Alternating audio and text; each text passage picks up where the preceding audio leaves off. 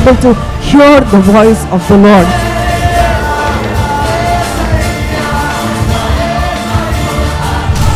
దేవుడు నిన్ను ఒక ఆశతో సృష్టించాడు. అది ఏంటి అనేది నువ్వు వెతకాలి. ఇదంతా నీ జ్ఞానం గురించా, నీ తెలివి గురించా, నీ చదువు గురించా కాదు, ఆశీర్వాదం గురించి. ఆశీర్వాదం అనేది చాలా బలమైంది. ఈ ఆశీర్వాదం ఎటువంటిదో తెలుసా? లేనిది సృష్టించాలి.